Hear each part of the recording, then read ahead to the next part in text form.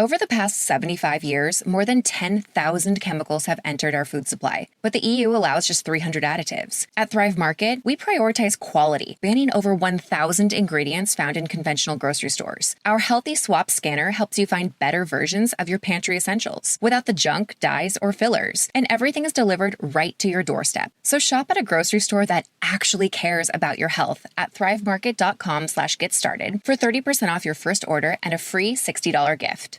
I would tell a client they should choose Opperman O'Brien because it's what we do. We do personal injury law every single day. My practice is devoted exclusively to it, and we promise to put your best interest first and get you the best result possible. It's the Opperman Report. And now, here is investigator Ed Opperman. Okay, welcome to the Opperman Report. I'm your host, private investigator Ed Opperman. You can find me at Opperman Investigations and Digital Forensic Consulting, either through my website, emailrevealer.com, or you can just email me directly at oppermaninvestigations@gmail.com. Now, if you like the show, be sure and check out our Patreon. We got a lot of great new content up on Patreon. We did an interview with the widow of John McAfee. Really good content there. Okay, if you go to the archives, you can find our guest, Ambra Marie. We had her on recently. It wasn't that long ago either, but I had such a good time. She's written this book. Let me see if I can pull this up real quick. You can find her first on Instagram at Ricky4Lou, L-O-U. And you can see her stuff on there on Instagram. And you can find her website. Now, it's Ambra. We're just laughing about this off here. It's Ambra, A-M-B-R-A. Then it's HuemanSol, but it's spelled H-U-E-M-A-N-S-O-L, and that's at .weebly.com. You can find it there. But go to the Ricky4Lou, and you can probably find everything better there. She's written this incredible workbook called Unifying the Soul. We talked about this last time she was on. Great energy from this woman, beautiful woman, great, so interesting, and great energy coming from Ambra Marie. So, Ambra, are you there? I am here. Hello, Ed. Yeah, I hear you laughing over there. So you're laughing at me. I know you're there. I can't here. Thank you. I can't thank you enough. Last time you were on the show, I just left the interview just feeling so uplifted and in a better mood. Remind the audience, who is Ambra Marie? Wow. As I've said before, Ambra is a interesting human. Yeah. I am still learning about myself more and more every day. I am a mother. I grew up in Southern California and moved to the deserts of Las Vegas in my early 20s. I am just interested in the mystery of everything. Anything that doesn't have a concrete answer or can allow me to spin down the spirals of curiosity, I'm all about it. So this is what led me to creating this workbook that we talked about on the last time I was on your show.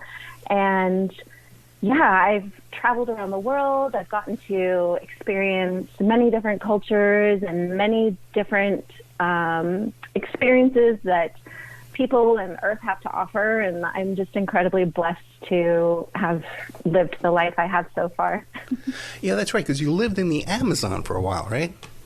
Yeah, I've gone to Peru a couple times, and there's an indigenous tribe, the Shipibo peoples, that I go and stay with. We're completely off-grid in the middle of the jungle, and I've gone there for a few weeks at a time, and I've just really learned and immersed myself in their culture and the land and their medicines that they work with and their songs, and it's just been such an incredible experience. Yeah, I remember last time you were telling us about it was something about a frog, I think it was, that you sit near the frog or something like that, and you gather this energy from the frog. And I actually, we actually cut some commercials out of the last interview because I let you go over. You were telling this story about this frog. Now, what was this again about the frog that you sat next to the frog and you gathered the energy from the frog? So it's frog medicine. It's called combo. It's basically you extract the venom from the frog. They sing in the jungle at night. So you go and you hunt in the jungle and you look for these calls from this frog, and they come and they crawl all over you. And the shamans, so the medicine people, will collect the venom off of their backs. And it's actually a really, really potent anti-inflammatory medicine that they serve to their people and their children. And I have gotten to learn and serve and work with this medicine as well.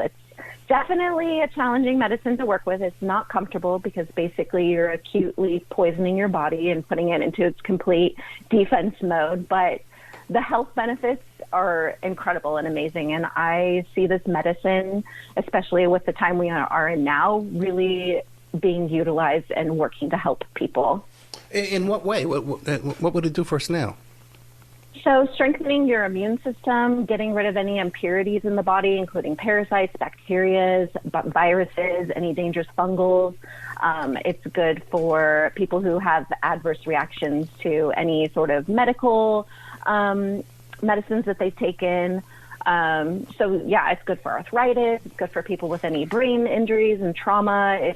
The benefits of this seem completely unreal, but I've seen it work in the people I know and the people I've sat with, and listening to people's stories working with this medicine. And it sounds like a miracle medicine. And to this day, I still am, trying to learn and study as much as I can about it because there isn't a lot of studies, but it's amazing.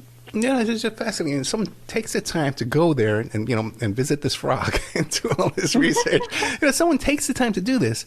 Now, you would think, the pharmacy industry, the pharmaceutical industry, they could breed these frogs, right? Why wouldn't they want to do that if it's so good? I think we know why. Yeah. I think we know the real reason why they won't do things like that. But I'll keep my opinions to that on myself. Yeah, I know. I was just telling you this last night. I got a new prescription for Provigil, and you go to one pharmacy on Rx.com. It's $240 a month.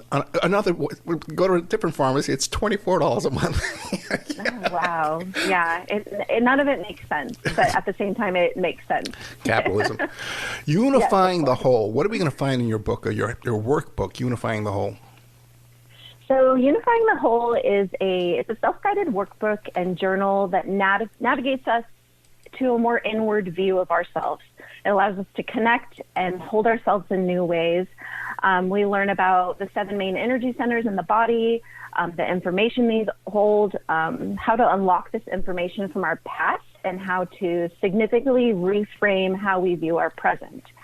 So this is for anyone who wants to have, a therapeutic session with themselves and to see what is still weighing heavy within us, and kind of work with those traumas and those shadows and allow them space to grieve and kind of teach us whatever it is we need to learn about ourselves. So, now, the last time I had you on the show, we talked about your workbook, and people can look that up on Spreaker or just Google it, Unifying the Soul, Ambra Marie, Opperman Report, you'll find it. But when I start the show off, I said, well, tell us about yourself. Who is Ambra Marie? And you tell me that this is when we had you back on the show, because you tell me you're a death doula, okay? I had never even heard of this before. I've heard about birth doula, okay? So tell us about this. Now, this is why we had you back. What is a death doula? So a death doula, they're also called end-of-life doulas. And like you said, as people are assisting birth, there are also those that are assisting the other side of it. So we are a non-medical professional that holds space for the exploration of one's own mortality and guides an individual through their unique dying process. So again, as the birth doula helps the energy into the world, we assist the energy on the way out of this world and into the next, whatever that is and means for someone. We assist the dying into the birth of a new beginning. Because as I know, as working with people, death is not an ending. Yes, it's a physical ending, but it's also a transition into some sort of different vibrational frequency. So in essence, we're kind of a link between science and mystery, between the seen and the unseen worlds. And how'd you get involved in this? Honestly, I never thought about doing this type of work, but now reflecting on my life, it makes perfect sense. And of course, this is what I was being led to. I've had many unique experiences with different types of deaths on many different levels, from very tragic deaths to our way of thinking of a more natural death, someone dying of old age.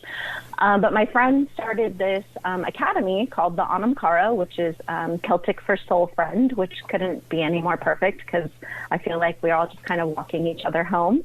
But she founded this academy and kind of presented it to me. And at first I was like, what, like with you, what is this? Yeah. And she was on a mission to rebrand death, to normalize death, to talk about death. And anyone who feels activated by anything I say on this podcast, I highly recommend reaching out to her. Her name is Mary Taliano. And again, it's the Cara Academy. But yeah, a death doula is there to just listen and make someone feel safe and loved. We provide the opportunity to speak openly and frankly about someone's unique dying process. What we do is we develop a plan for how someone wants their death to look, how they want their space to look. And we also provide rest time for exhausted caregivers and family. And again, while we don't give any medical advice, we can explain the very unique and telling signs and symptoms of the dying process. We cook and share meals. We just try to make this transition as beautiful as possible. And then we also help process the emotions and the experience with loved ones with the grief. We're there to guide the family into what they're going to experience after their loved one has passed on, to assist them through understanding grief and what that means now and what it will mean, and how to hold space for another through their process of grief. And this is called the Cara Academy? It's called the Cara, so it's ANAMCARA. So again, the Cara. Another thing you can't find. Cara Academy, okay. And there's a website for that? Yeah, you can just go to the Cara Academy, or you could go to Mary Taliano on Instagram. Or you can I linked through mine as well. Okay, great. Now, how is this funded? Okay, because, usually the end of life, the Medicare comes in involved, and you have to sell your house, and they teach all the kind of tricks to be poverty, so that you can fund all this. How are your services funded? So my services, I work voluntarily through hospice, but I also take on private clients. And this is just for family members that want to give this gift to their dying person. It's not super expensive. I know when we think of like hospitals and medical bills, racking up the numbers in your head, you're like, how could this possibly be affordable for someone?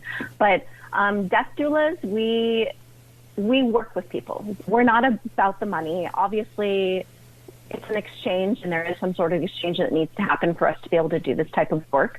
But it's also not something that we're trying to get rich off of. So, for instance, my rate is anywhere from $50 to $100 an hour, just depending on what services it is I'm providing. If I'm going to be there all day, obviously, I'm not going to be charging people, $800 for my time for the day. But it's on a case-by-case basis. Like I said, we're very understanding and work with the families and the people who are dying, because this is a passion and this is something that we are passionate about.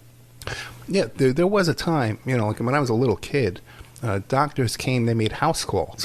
When your kid was sick, yeah. The doctor would come with his little bag, his little medicine bag, and visit your home. And we weren't paying that guy $1,000 to come to our home, I don't know what we paid him. But there was a time, we had some kind of care about each other. Yeah. And my medicine bag looks a little different than a doctor's. I bring, singing bowls and oils and books and things to read and make someone feel comfortable. But I think the most important part is just showing up and being a presence and being a body of comfort, and to know that someone's not alone in their process. And a death doula is there to listen and make someone feel safe and feel loved. And we provide the opportunity to speak openly and frankly about their unique dying process. And like I said, we do a lot of visual work. So above all, it's about active listening to the deep concerns, the fears, the hopes, their life stories, and bring them peace at the end of their life. What kind of oils? Just anything essential. So again, it depends on the person. Some people are really sensitive to smells when it comes to that particular stage of their dying process. So anything that's natural. It's not going to be anything that's heavy perfumed. It's more like earthly scents. So like patchouli or frankincense, or even just burning sage in the room. But again, before we do any of that, we walk in and we map out a plan. Like, what do you want this room to feel like? Do you want people to remove their shoes when they come in? Do you want the lights to be dim? Do you want to be near a window? This is their process, and we're there to do anything we possibly can to make it as comfortable as possible. Yeah, I can't recommend enough frankincense and myrrh, and get the therapeutic, it's cheap, and you get the therapeutic version. Headaches, this stuff is so good for you, and it's in the Bible. You'd think people would say, boy, the three wise men brought frankincense and myrrh to the baby Jesus. Let me look into this, see what it is, There's something, if we've been using these things for so long, there's got to be something to it, right? Yeah, right, but people, they never even, whoa, what's that? Never even heard of it. How long have you been doing this? So I began the academy at the end of 2019, and I graduated right at the beginning of 2020. So March of 2020 is when I graduated this academy. And of course, maybe a week after, the whole world kind of shut down and people were dying. So there was kind of a need for this conversation. And, I still have a lot to learn, and I'm constantly learning in this field of work. But for me, the proper and authentic way to serve without limitations or creating someone else's visions of what this should look like, again, it's just going back to the active listening to the individual and unfold in their process with it all. Death is this mystery. It's something we cannot completely understand, describe, explain, yet it is something we will all experience. And we do not get to control how death shows up and plays out, but we get to choose how we unravel in the experience and allow death to be the guide, because it is not ours. We are witnessing another's initiation. And I mean, what an honor that is. So I just am grateful for all the people that I have helped transition, and for the families that I still get to work with, and for the stories and the knowledge and the wisdom that I get to carry with me from just being by the bedside of a lot of these individuals. Now, you're meeting these people for the first time. You're coming into their home and a big transition at time. Now, I can understand how you can go in there and you have this welcoming energy. They would just love to have you come in their home. But there must be an awkwardness to this stranger coming into this home at this pivotal time. Yeah. Usually we work with people in the last 3 to 4 months of their life. So people get a prognosis and they know they're at the end of their time, but they have a little bit of time. So we get to build that relationship. We're not just coming in and, they have weeks, days, or hours left. Right. We're building that bond with them ahead of time. And although I have stepped in those last moments with people that didn't know me, again, I think people recognize my energy, and even though it took me a long time to witness that within myself, there is something that I hold within myself that makes people feel comfortable. I can't even tell you how many times strangers I've sat next to on an airplane or at the grocery store will just completely open up to me about very personal, deep things. And they're like, I'm so sorry. I don't know why I just told you this. And in my head, I'm like, I do. I know why. You're sensing, all this other weird energy that I'm into. So I have a gift of making people feel very safe and feel very comfortable. But again, we're coming in with, a couple months under our belt of building that bond with someone and really getting to learn the family and really getting to know this individual as who they were, who they want to be remembered as. So it's not always, the shock of like, who's this stranger coming into my home, like the Grim Reaper coming in. Like that would be, if you came in with a hood, a sickle, that would be interesting. Yeah. But me and Ambra know each other from Vegas, from political activism. And I can tell you, anytime Ambra would show up at a meeting or a rally or something, she does have that kind of energy. The room, the energy of the room changes. And I have that same thing, too, where people can talk to me and confide in me. I guess from my work as a private investigator. But definitely don't have that same kind of taking over a room kind of energy. Now, what about like a deathbed confessions? So when people are at the end of their life, like, I feel like, man, it's such a sacred space and a sacred time for them to be truly raw and truly authentic. And at the end of it, people are just at complete peace. All that fear dissipates, and when they start to be able to see through that veil and kind of get to peek into the other side, even though I haven't gotten to see it for myself, getting to witness people peek through that and see what's on the other side has brought me so much peace to my own mortality, because there's no fear, there's no regret, there's only love. I feel like the days, weeks beforehand is when all the deathbed confessions come out. The fear is really starting to sink in. They're talking about the regrets and how they, wish they would have lived more fully, or taken that trip to Europe, or, made amends with that person that they're not talking to. But in those final moments, all of that dissipates. It's just a readiness to move on to whatever that next adventure is. How long is that? Those final moments? It depends. It could be, a day. It could be a couple of hours. It could be, it just depends on the person. I was just back home last Christmas, just this past Christmas, and my uncle was actively dying, and he had been actively dying for, about a week and a half now. And, I went to go visit him on Christmas Day, and obviously doing the work I do, I was able to recognize as soon as I walked into the home that this was probably going to be his last day. Wow. There's very telling signs. One of them, which I recognized immediately, is called the death rattle. It's a very specific type of breathing. And my aunt was very hopeful that he was going to make it to his next doctor's appointment, and they were going to try this new medication, and that he had some more time. So as difficult as it was to kind of bring reality to the situation, it was also an honor to allow her to have those last moments, knowing that those were going to be those last moments. And he ended up dying the following morning. So within hours of me being there. So yeah, it just depends on the person and how hard they're holding on. You should write a book about this. I know. It's very interesting. These intimate spaces are just on a whole other level of just connecting to something bigger than us. Yeah. Now you said earlier, you said a couple of times that you're sure that they're transitioning to another thing. How can you be sure? I'm not I wouldn't say I'm a faith-based person. I'm more of a spiritual-based person. And again, recognizing there's something bigger beyond this. There's something that we don't quite understand.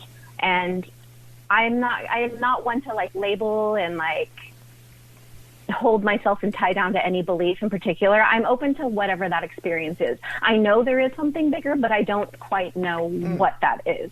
And it's kind of I find comfort in just I'll know when I know. Right. But now, what about the people? What do you call people about to die? What would you call them? I would just call them people, humans that are transitioning on to the next great adventure. The actively dying, right? The sages, the wise ones, ones with that hold all the mystery. Now they must have their own religious beliefs and faiths and stuff like that. Do they ask you to pray with them or other things? Yeah, when I step into someone's space, I am there to serve, and whatever faith that they claim, and whatever, even if they don't claim in any faith, I am there to serve wholeheartedly. And even people of faith have fear around death. People that, believe in God and believe that they're going to heaven, there's still a fear around death. But I think that all comes back to us not speaking about death and normalizing death as something that we're all going to experience. For as long as we've lived, we've also died. It's the simple fact of life. We are all going to die. We will all lose someone we love. We will all grieve. And no one is immune to it. It's something that we all live with. And yet we still find death and dying and grief so difficult to talk about. And I understand it's, it's unsettling to think about our mortality, the finality and uncertainty that surrounds death can be frightening. But most of us attempt to put it out of our minds on a daily basis. But, when we attend funerals and we see headlines about, tragedies and all this death that's happening, it kind of puts a spotlight on death. But again, people kind of ignore it and they don't want to think about it. And while the idea of living every day as your last might sound great, a constant awareness of death can leave most feeling really anxious and uncomfortable. But I like to think of death as kind of like our greatest teacher. Death asks us to integrate within ourselves more of reality, to live life to our best ability, to connect with each other and to explore our passions and explore this beautiful planet. And death gives permission to have all we desire if we choose to fully lean into living a life that is meaningful to us. So by embracing the end as much as we do the beginning, and by acknowledging our mortality, by not thinking that we have forever, and by not taking our beautiful life for granted, we might just be able to see the world in a different way and be more compassionate with one another. You would think, right? Now, I mean, that's the hope. That's the hope, right? That's the hope. Now, but what about some of these people? Are they ever convinced, I've lived a horrible life, I've hurt people, I'm going to hell? I guess not the people that would involve you in their passing, but have you experienced that? I mean, I have not personally experienced that, but, I also have to recognize that not all death is beautiful. There are really tragic and unfortunate circumstances where people die, being murdered or war or anything else that's not as beautiful as me sitting by your bedside and, watching you drift away. There are these really hard deaths that people experience, and, people that do these unfathomable events that take another's life, I don't know. I don't know what happens to them. I think it's the same that happens to everyone. Your energy gets absolved and transmutes into whatever karmic way it needs to. But again, those are those great mysterious questions that we don't have the answers to. But you've been there physically and at that passing. Do you notice a change in the energy of the room? Yes, there's a stillness. You can always tell the moments before because it gets very quiet. Right. And the people that are watching their loved ones die, you can sense that uncomfortability, and then trying to fill that stillness with something, with words, with, don't leave me, or those selfish qualities that we all have, of course, of not wanting to see our loved one go. But I think we need to stop filling those still times with noise because there's so much wisdom in those silent spaces of observing and just feeling that energy. Like, it's a type of connectiveness that is indescribable. It's really, really beautiful. And, to hear someone say death is beautiful, death is beautiful. It's an honor to be in these moments, in these really raw moments with people and their families, and to hold people in these spaces. I've been in the presence of miracles, and my experience is that time slows down. There's like a slow, yeah. So it's that same kind of thing.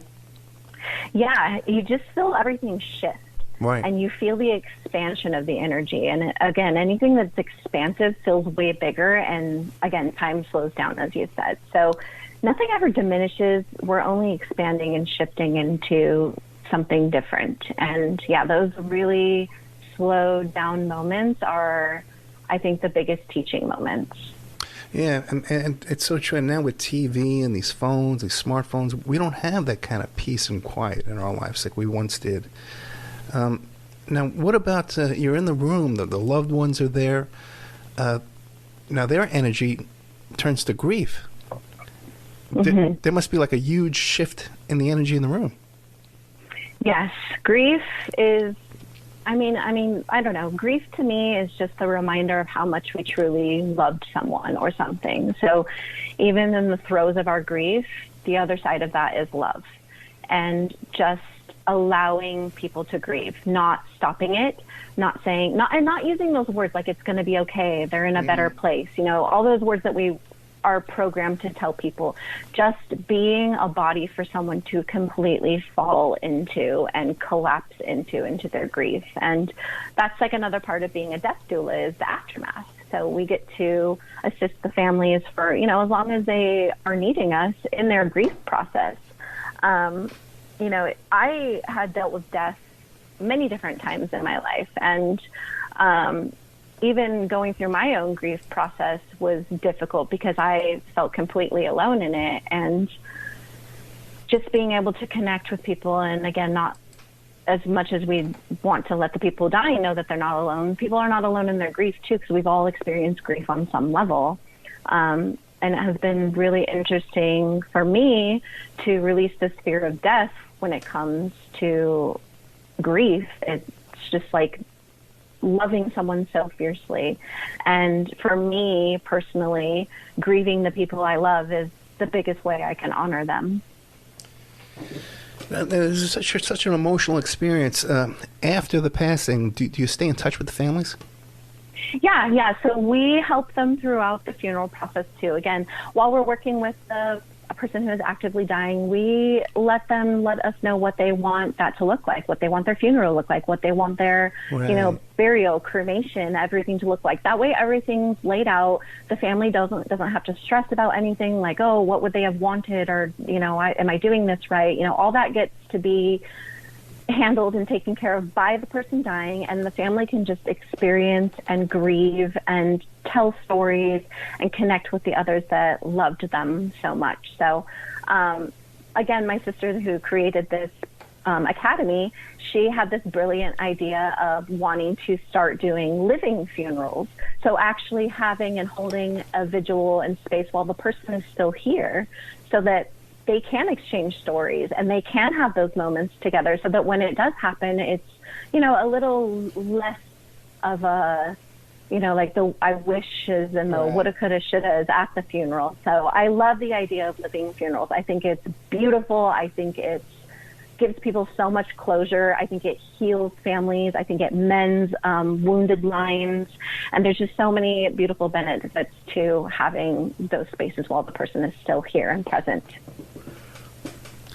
Now, it's after someone, especially like an old couple, they've been together 30, 40 years, and when one partner passes, the other partner will usually pass in 6 months, unless there's some kind of intervention. And when my mother passed, I moved down to Florida to be with my dad, because we knew they were so close. He would visit her at the nursing home 3 times a day and feed her 3 meals a day. For like 8 years he did this, okay? So we knew that there was such a connection between the two of them that he would be going in 6 months if we didn't give him something to look forward to. Now, have you seen that? What about the passing of the partners? So I haven't dealt with the passing of the partners. I haven't held space for that. But I can say the first experience I had with death was my grandfather. I was 15, and that was the first death I had ever experienced in my life. And he was my whole world, as well as my grandmother's whole world. And she's still here. She's still alive. He's been gone for, 25 plus years now, 26 years. But she's never moved on. She's never found another person.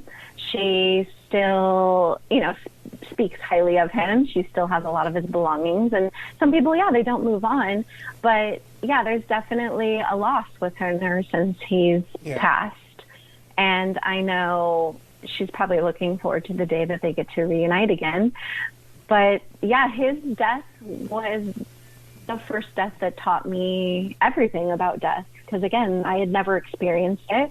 And then since his death, I've experienced many, many deaths, and some from very, very tragic ways. I lost 2 friends in high school to a car accident when we were 16.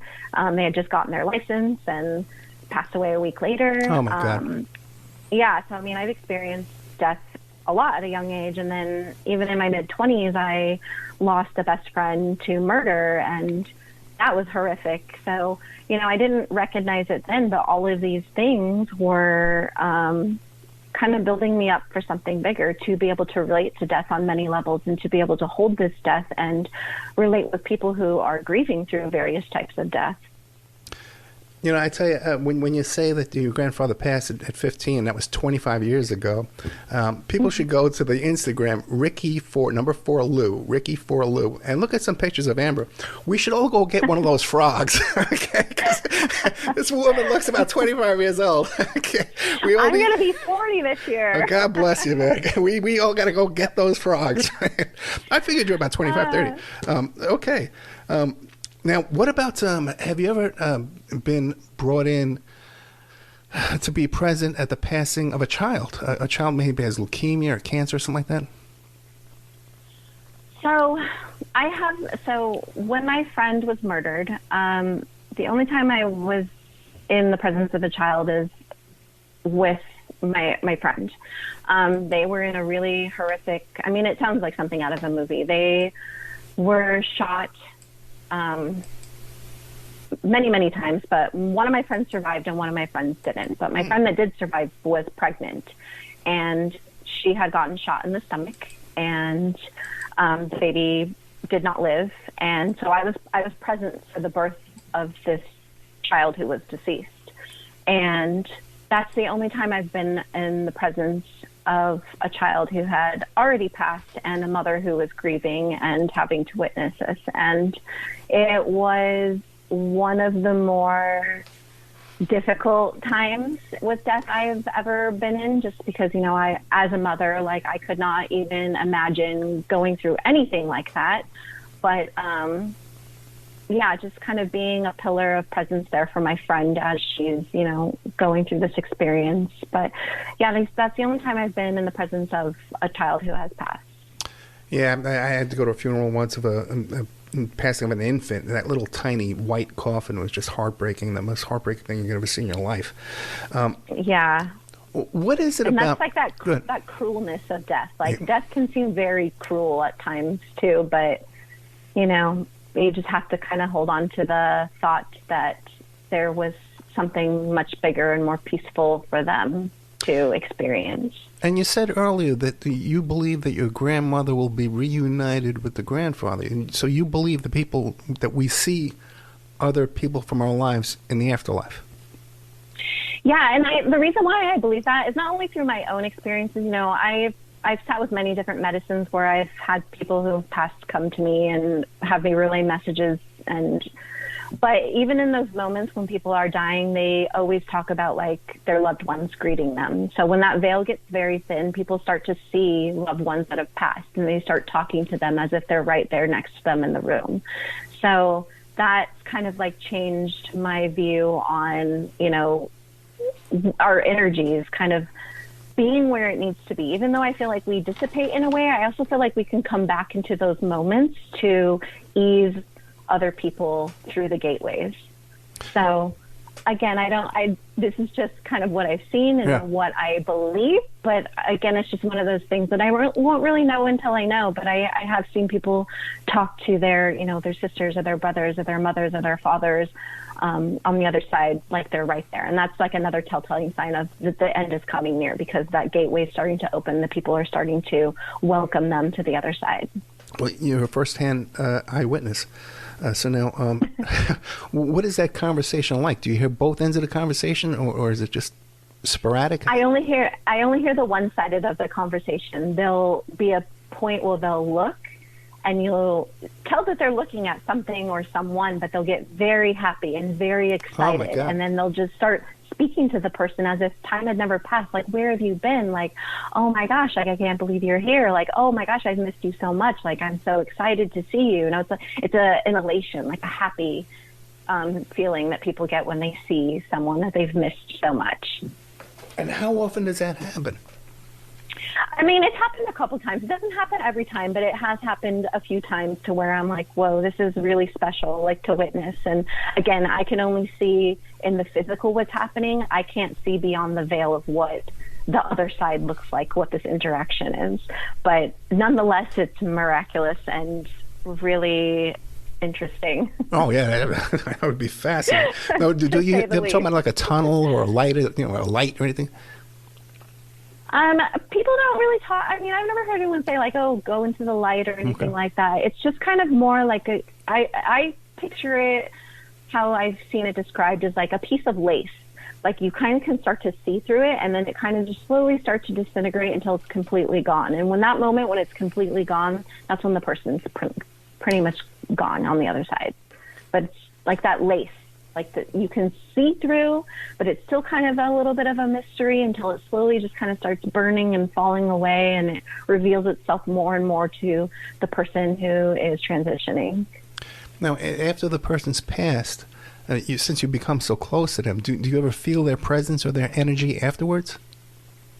Yeah, so we encourage the family to leave the body for at least a day. We've been trained in how to wash and clean the body, and drape and shroud the body in flowers and whatever is, special to them. But in most traditional, like Egyptian cultures and Aztec cultures and Mayan cultures, they actually leave the body for 3 days because they think that's how long it takes for the soul to completely detach from the body. So we encourage the family to kind of just let the body settle as much as possible, to still keep it quiet, to still keep it as an actively dying space. Let people, have their moments, and then from there, the coroner is called or whatever the plan is for what they wanted. In some states, it is legal to leave the body there for 3 days. In some states, it's not because it becomes more of like a hazardous situation. But as long as you're with someone who knows what they're doing and they are cleaning the body and the person didn't die of any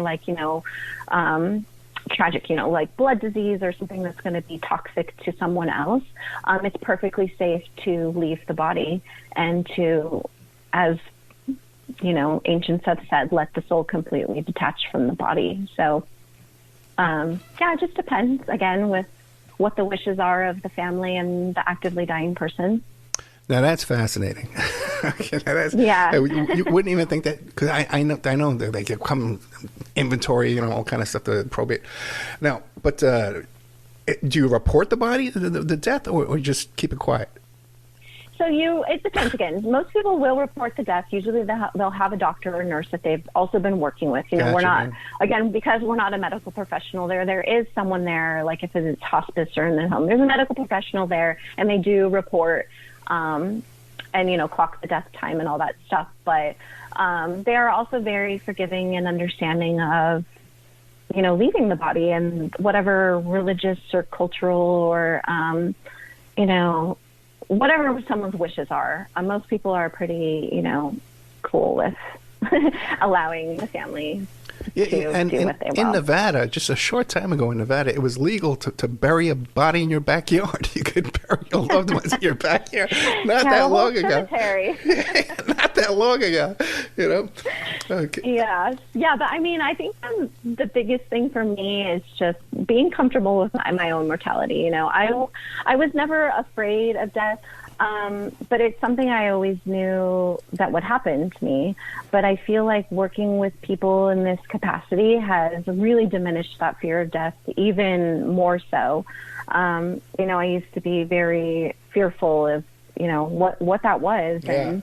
And it was unsettling to me. But being with these people has brought me so much peace, and it's such a gift to no longer fear death and to kind of, again, look at death as like an ally to living my life to the fullest. Now, you see these cases all the time where someone will hold out. Someone's at the end of their life and they hold out till a holiday or an event, and then they pass away right after Christmas. So many people pass away.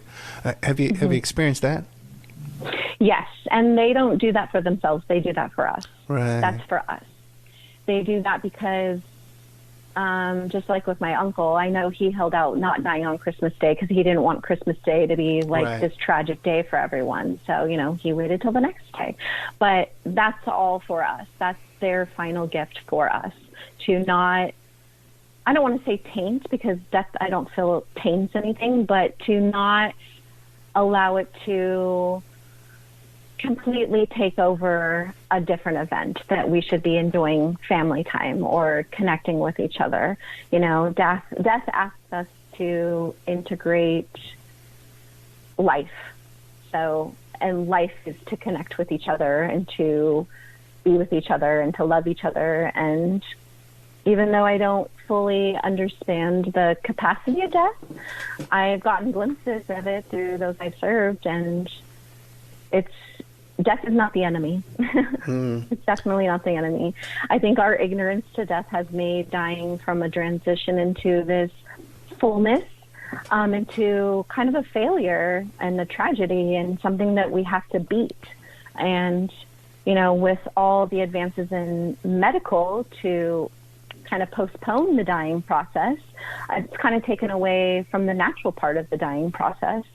So, I mean, it's just a lot. It's a lot to unpack, and we deny and shun death, and often it's hard for us to see our loved ones die, so we send them to nursing homes or to hospitals instead of doing it in the old ways where we had them in our homes surrounded by loved ones. And it's sad that a lot of people do die alone in these spaces.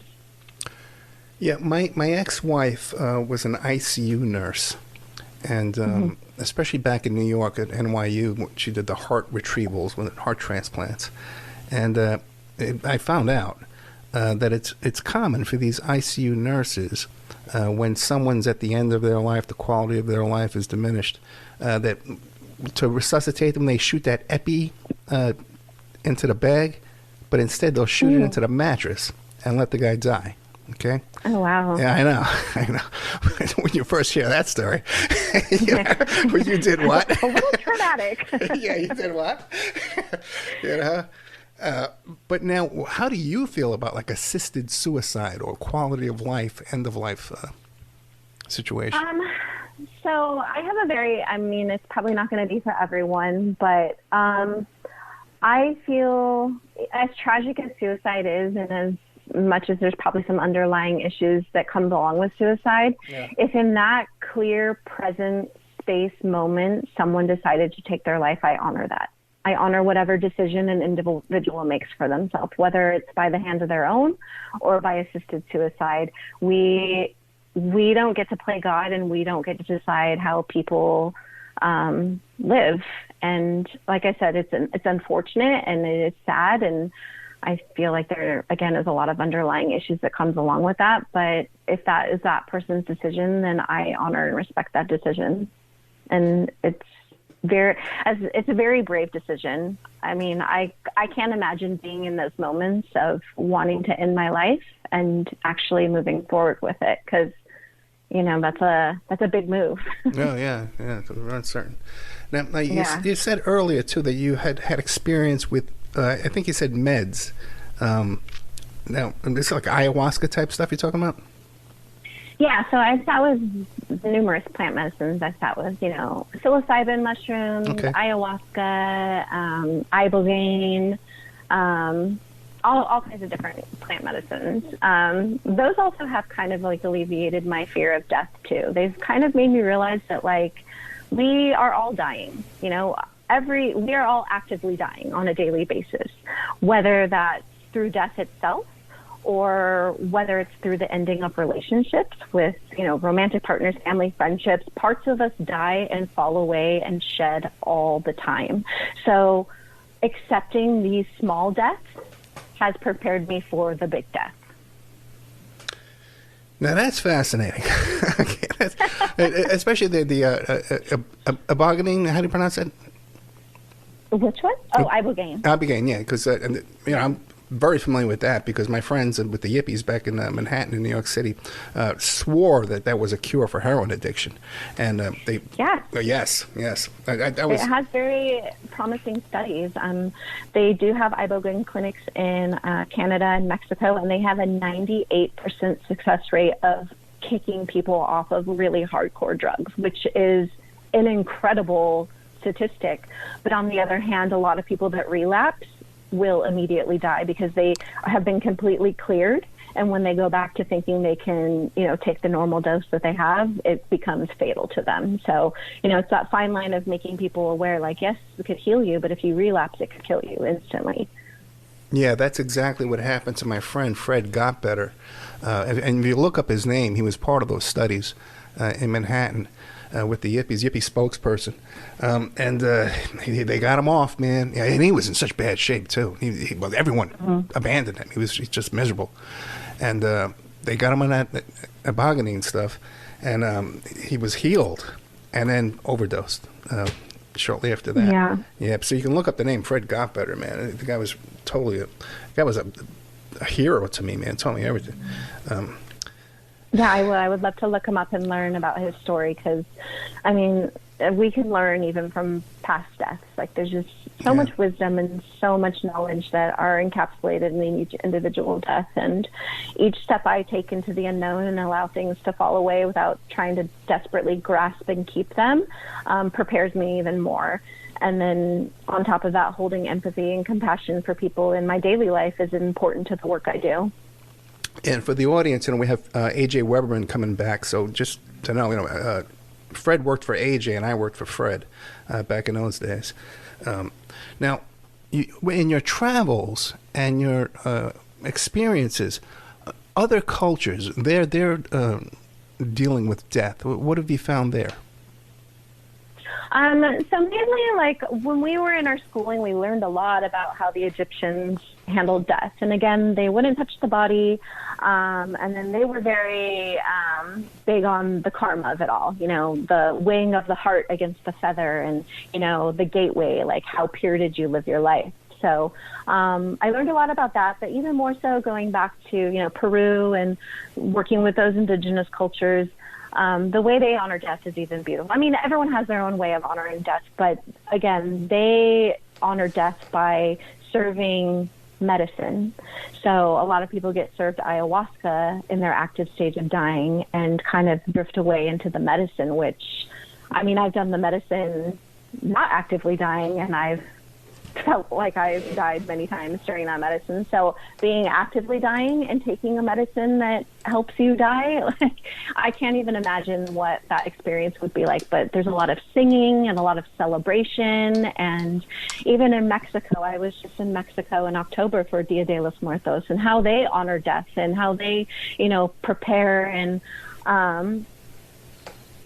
everyone goes to the cemetery and they cook, their loved one's favorite meals and bring out their favorite beers. And, it's a celebration. It's a party. It's not a sad time. It's a grateful, like, we got to experience this person for as long as we have. And now they're watching us and taking care of us on the other side is what they believe. So, yeah, I mean, there's just so many beautiful, rich cultures around dying. And, even though I don't know about all of them, I am definitely open to learning in any ways people want to hold death. Yeah, Aldous Huxley, Brave New World, author.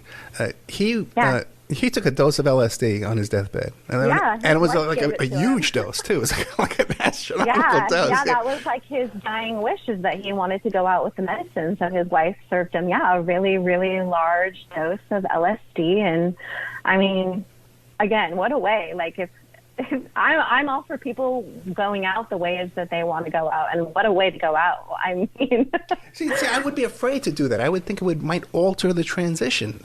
I mean, you never know, right? Like, who knows? We don't know. I don't know. Yeah, by the way, that Aldous Huxley death took place at the exact same time as the JFK assassination, whatever that means. Okay. It was on the same day, almost at the exact same time. Yeah, I highly recommend his book, The Doors of Perception, too. That's a really great book, too. There you go. Now what about these other cultures? Do they have the same kind of thinking that we have here in the West about the reward or punishment after death? Some do. I would say, just like the Egyptians, yes. Mexican culture, yes, just because they were so ingrained in, like, the Catholic religion, and believed in, heaven and hell and good versus evil. Buddhists and, sages believe in, karmic debts. Did you repay your karmic debts? If not, you'll be reincarnated and play out lives until your debts are paid.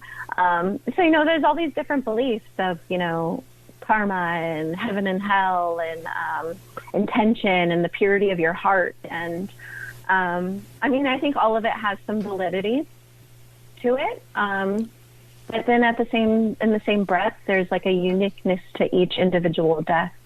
So I guess it depends on the individual and how fulfilled they felt in their life that they lived.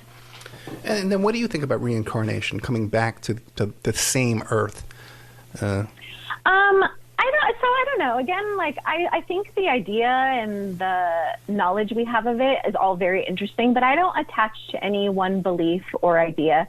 There's this amazing scientist called Rick Strassman, and he did a lot of the DMT trials in the early 90s, and he was really big on Buddhist culture, and he found that the Buddhists believed that from the moment of death, it took your soul exactly 43 days to reincarnate into another body. And what he found through his studies is when a mother is pregnant with a fetus, it takes exactly 43 days from utero to when the sex is determined in the baby, which I thought that was a really interesting correlation. If the Buddhists believed it took exactly 43 days for the soul to reincarnate, and it takes 43 days to find a sex of a baby, it's almost like that soul kind of incarnated into that fetus at that exact moment in time. So it's very interesting. Like I said, I love all these ideas and I love the mystery of it all, but I don't actually know. I'd say, okay, now as far as death goes and the passing goes, is there anything I haven't asked you about that that you want the audience to know? Your thinking, your beliefs? I just feel like normalizing death. I feel like just talking about death, asking. I know it's a weird question to throw out to your group of friends, but asking someone how they want their death to look like, how they want to die, what they feel about death. Are they afraid of death? I think that opening up this conversation to the people close to us and to our loved ones can be a really, really beautiful bonding experience, and to kind of help each other alleviate the fear. And it goes back to this quote I always love by Baba Ram Dass, who is a great guru who has passed, but we are all just walking each other home. Fascinating you would mention Ram Dass because, we were just talking about Fred, we were just talking about AJ, because I used to, these were like major smugglers, hash dealers and marijuana dealers, okay? And there was this huge shipment of hashish that came into New York City through Richard Stratton, the hippie mafia. And I had a big chunk of that hash, and I gave it to my friend, and he gave it as a gift to Ram Dass. Oh, no kidding. Yes. What a small world. Yes. And I know. And I had a very bizarre experience with him, too. Because I ran into this guy. What was his name? His name was Mike something, and he's in the book, The Electric Kool-Aid Acid Test. I forget his... Mike Moran. You can look him up. Okay? And I met him a couple of times. We were working on his project to bring coats to the homeless people in New York. And then I saw him years later, and I looked totally different. I had a short haircut. I could shave my beard off. And I had a bad experience on LSD, where my face turned into a demon face looking in the mirror. And... he recognized me, and we talked about it. I said, "No, I don't do that anymore." It was, "Yeah, you can't look in the mirror." Okay, so he got read right into me, man. Yeah, fascinating stuff, man. We bring back so many memories. That's funny. But now, wow, Ambra, see, but that's what this is all about, bringing back fond memories and reliving and recounting like the special parts of this life we lived. So. Keep doing it. Yeah. Keep remembering. I tell you, I feel so good again. I'm having a rough week. I feel so. Now, what Ambra Marie? Okay, what is you have all these adventures? Okay, all this study. You're studying all this stuff. You're a brilliant woman. You're learning this stuff. You're absorbing it. What is an average day like for you? Like I said, I'm a mom, so I got to do my mom duties before I get into all the weirdness I'm into. But an average day for me. Is, waking my son up for school, getting his lunch ready, taking him to school, going and working my quote-unquote 9-to-5 job, even though it's not a 9-to-5 job. I live a normal life like everybody else, but I also live my life, like I don't identify to any, labels or any structure. I do what I need to do to live a complete and full life. And for me, that means being home with my children and going and, hanging out with my friends and, doing, normal things as well, but also exploring and experiencing all that I possibly can. And how do you do that? Like, you research on the internet, or you listen to podcasts? How do you do that? Just by connecting with other people. I mean, it's amazing when you show a little compassion and empathy towards one another and truly get to learn and know about people, the doors that open up. Because all the experiences I have experienced have just been through communicating and getting to know other people and learning about their adventures and kind of having them show me the way. And yeah, just trusting that people are put in my path for a reason and, exploring what that means. When I went to Peru, I never thought I would go into the middle of the jungle off grid living with an indigenous tribe. But this man I met at a conscious gathering out in LA was doing a talk about it. And I was like, I want to talk to this guy. And I went and talked to him afterwards, and he gave me all the information. And 6 months later, I was in the jungle.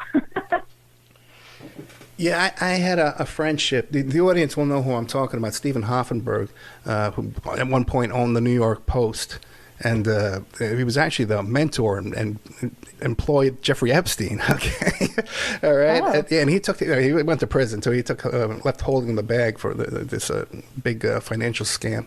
But he said to me once, he goes, Ed, just meet and interact with as many people as possible. Because I asked him, how'd you make so much money? He says, meet as many people as possible and interact with as many people as possible. Now, real quick, though, back to the death stuff. Now, when you're with your friends and your family, do you talk about death? Yeah. So, I understand people are really uncomfortable talking about death, but I do. Everywhere I go, I carry death with me, and I don't shy away from it anymore. And even speaking with my grandmother, she's getting old. She's my birthday twin. We have celebrated and shared our birthday every single year since I've been born. And as she's getting older, I realize these moments are few and far between. They're fleeting moments. Like, I'm not going to have this forever. Right. So her and I have had a lot of really deep discussions about death, and she's even been preparing her legacy work. She's been accumulating all these old pictures of all of us, of her children, her grandchildren from all the years, and putting them in like memory books for us all to have. And even when my grandfather passed away, she took all his shirts and, made a quilt. So, Wow. I've been able to talk to her about death. And, she kind of even has like a really good sense of humor, because we have to have a sense of humor about it as well. But she even jokes around about it. Like, oh, when I kick the bucket, everyone's going to be fighting over my jewelry. So I'm going to make sure I get it all squared away before, I'm gone. So, I mean, it's great to hear her speak about death like that, because I know she's not afraid of it. Yeah, that's beautiful. Now what about, it really is, man. Now, what about when you say you go to Peru to live with these indigenous people? Now, what's the process? You just show up? Are you invited? Oh, no. How does that work? So they prepare for us. So the man I was speaking about earlier, his name is Fabian Rodriguez. He's been going there for many, many years. So he gets together small groups of people. He's in contact with the main medicine man out there. They call them curanderos, or shamans, shapibos. So he's in contact with him. And, they just pre-plan this, and they do it 2 months out of the year. They'll take a small group of people out there, and we'll fly out to Peru, we'll drive to the edge of the river, we'll take a canoe upriver, we'll hike into the jungle, and then we're there. We're immersed. They're ready for us. We have to completely be accepting of whatever diet they give us, because, I don't eat meat, but when I'm there, like, I'll eat eggs, because, you get what you get out there. Yeah. But yeah, no, they're prepared for us, and you have to prepare yourself as well. So before we even go out there, it's a 45-day journey for us to completely detox our diet. So we have to get rid of any processed foods, any sugars, any alcohol, any recreational drugs, even sex. We have to completely purify our bodies before we go out there, because if we don't, we're going to be in a lot of shock because it's a completely different world out there. They don't have the accessibility to things that we have here. So Yeah, it's a whole journey. It's like Naked and Afraid, you know. You gotta get off that sugar and that coffee for a couple of months before you go out there. Yeah, otherwise you're gonna be hurting if you don't. It's so true. If you've ever gone off sugar, I do the Daniel fast. I haven't done it lately, but I was doing it for like 6 months at a time. And the detox from sugar is like the worst thing you go through. Now, what about the language? How do you communicate? They don't speak English. So they do speak Spanish. Okay. Their main dialect is their Shipibo language, but they also do speak Spanish because the towns that they live close to in Peru are Spanish speaking, and sometimes they do have to go into town to get things of water to bring back in the jungle or whatever. But Spanish. And we have a translator with us, Fabian being one of them. I speak a little bit of Spanish. I understand it way more than I can speak it. Yeah. It takes me a little bit to conjugate the proper verbs so that I don't say something completely asinine. But we get by. I mean, you'd be amazed how much you really don't need language to communicate with another individual. Just kind of using your other senses to communicate and kind of bringing those senses online that we don't really use to communicate with do a lot of good too. So you detox before you get out there, and then you're there for 2 months. So I've only gone for 2 weeks at a time, just because I can't leave my children that long. Right. They would be traumatized. So I've gone for 2 weeks, which in itself, 2 weeks completely off grid without being able to speak to anyone, with having no phone access, nothing. It seems like 2 months. So yeah, we go out there for 2 months. We sit with medicines. We hike. We learn about the culture. We learn their songs. We do art. It's just being completely immersed into another way of living. And then what's the cost? So the cost for this it's $2,000, but it includes everything except your airfare. But it includes all the travel, the translator, all your food, lodging, all your medicine ceremonies. No, that's a bargain, yeah. And it's not bad. What is the lodging? What's the lodging like? So oh no, she's laughing. It's not a Motel 6, that would even be an upgraded. Motel 6 is not fancy. You're basically in a small wooden structure with screens so that you don't get bit by mosquitoes, and you have a bed, and that's it. That's all you have. And yeah, there's no running water, so there's no plumbing. So you're having to, go to the bathroom the old school way and shower in the river and bathe in the river. And yeah, it's definitely, it's not for everyone, but it's been an amazing experience, and it's really, really humbled me. And it's really allowed me to detox from such an overconsumed life that we live here. That is so true, man. Just try getting away from your phone for a couple of hours. It's you're addicted to that. Fabian Rodriguez, I'm going to try and get him on the show. We should do an interview with him if he's available. Oh gosh, you should. He probably has amazing stories to share about everything. But Ambra, we did it again because we had that little glitch with the phone connection. We've gone way over time. I wasn't counting the time correctly. So we've gone way over time. Ambra Marie. Ambra, how can the best way for people to contact Ambra Marie and get a copy of your book, and or they need a death doula? I would say my Instagram is probably the easiest way to find me, because as you said earlier, I like to make it a little complicated. And if you're meant to find me, you're meant to find me. But Instagram, Ricky for Lou. I have everything linked in my bio there. You can go to my website. You can see, all my travels, my blog, everything, all the services I have to offer. You can purchase my book as well. So yeah, Instagram's probably the best and friendliest way. Yeah, you should really think about doing a podcast. Yeah, maybe. I don't know. I've never thought about it. Thank you for planting that seed. No, think about it for sure. I'll even put up on one of my platforms for you. Ambra Marie, it's Ricky number 4 LOU on Instagram. That's the best way to get a hold of her. But if you want to email me, I'll get the message over to her too. Thank you so much. Okay, Ambra? Thank you. Thank you for having me. Good night. Good night.